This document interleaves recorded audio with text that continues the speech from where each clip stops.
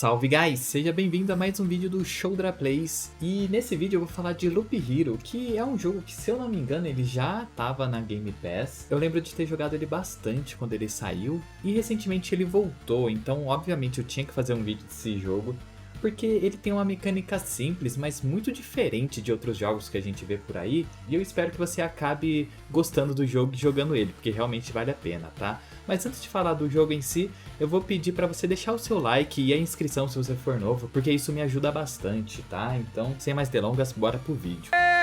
E o que é Loop Hero, tá? O loop, ele vem de ciclos, que é basicamente o que o seu personagem vai fazer bastante nesse jogo. Tá vendo que a estradinha, ela fecha em um ciclo? Então, o seu herói basicamente vai ficar andando nessa estrada, lutando contra os monstros que aparecem pelo caminho. Não, vem tranquilo, vem tranquilo. É dessa forma que ele vai dropar itens como equipamentos, recursos e cartas. E lembrando que é tudo automático, então ele vai andar de forma automática e vai batalhar de forma automática. Aí você já deve estar se perguntando, tá, e o que diabos eu faço nesse jogo?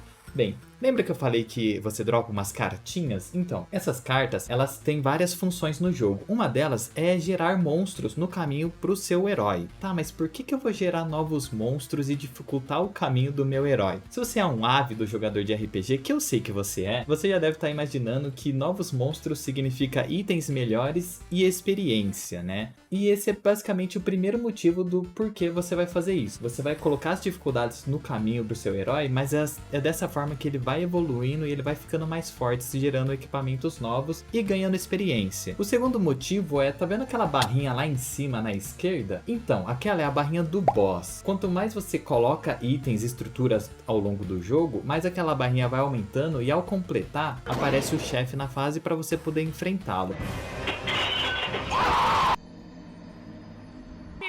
Em relação às cartas, elas são bem diferenciadas uma das outras. Elas não só geram monstros diferentes, mas elas também são colocadas em locais diferentes. Por exemplo, você tem estruturas como a do cemitério, que gera esqueletos e que ela fica na estrada em si. Você também tem, por exemplo, o casulo da aranha, que ela fica do lado da estrada. Isso basicamente significa que você vai ter uma certa estratégia na hora de colocar, de posicionar essas cartas durante o jogo. E existem outras cartas que você coloca longe da estrada e que elas te dão alguns bônus passivos, por exemplo a montanha, que aumenta o HP máximo do seu herói, ou esse jardinzinho, que aumenta a quantidade de cura que seu herói tem quando o dia clarear.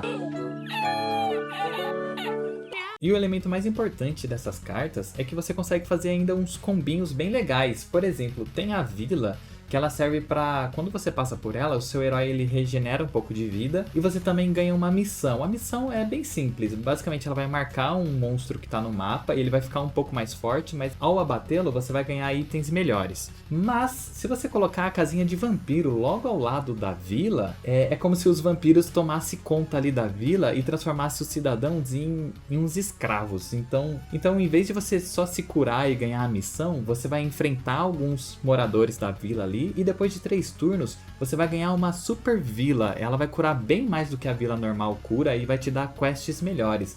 Então o jogo ele é cheio desses combinhos. Você vai começar a explorar, vai tentar coisas diferentes, porque conforme você vai juntando as estruturas, novas coisas vão surgindo. E essa parte é muito legal no jogo, porque você vai realmente ficar louco tentando testar várias coisas diferentes.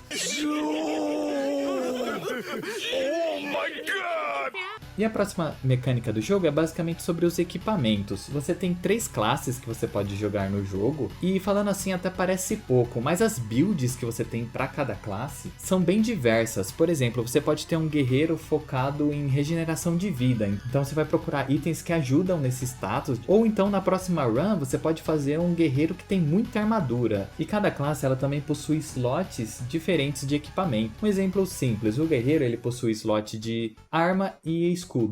Já o ladino, ele possui 2 slots de armas e não possui de escudo. Então, não só a mecânica muda bastante, como a estratégia também muda em relação a esses personagens. Além de que cada classe ela também possui status diferentes, como por exemplo, o ladino que pode dar crítico. Já o guerreiro, ele é o único que pode ter regeneração de vida. Então, você vai testando cada classe e vendo qual situação é melhor para usar naquele tipo. E a estratégia do jogo gira em torno disso. Você vai basicamente pensar na build que você quer fazer fazer pro seu personagem e também rezar para que drope os itens dessa sua build, né? E o jogo ele possui um elemento de card builder, porque essas cartinhas que vão dropando para você ir colocando no cenário, na verdade você pode mexer nessas cartas. É basicamente você escolhe as cartas que vão ser dropadas na run e é dessa forma que você vai testando coisas diferentes e liberando bichos diferentes. Então cada build você vai perceber que ela tem eficácia contra cada tipo de monstro diferente. E lembra que no começo que eu falei que você dropa alguns recursos? Elas servem para construir algumas estruturas na vila principal. Essas estruturas elas dão algumas passivas para o jogador e desbloqueiam novas cartas para usar lá no construtor de baralhos. E construindo essas estruturas você também desbloqueia alguns diálogos que vão contando a história, um pouco da história do jogo. Loop Hero ele é um jogo simples. Eu gosto de basicamente jogar ele de madrugada para ouvir um podcast, ouvir uma musiquinha, um negócio mais de boa antes de dormir.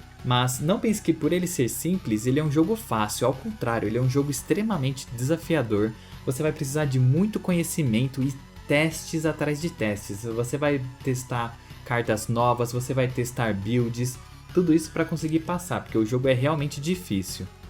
Ao longo do jogo todo, são 4 bosses que você precisa enfrentar e parece pouco, mas como eu disse e repito, o jogo é extremamente difícil. Você vai precisar de muito conhecimento para conseguir zerar ele.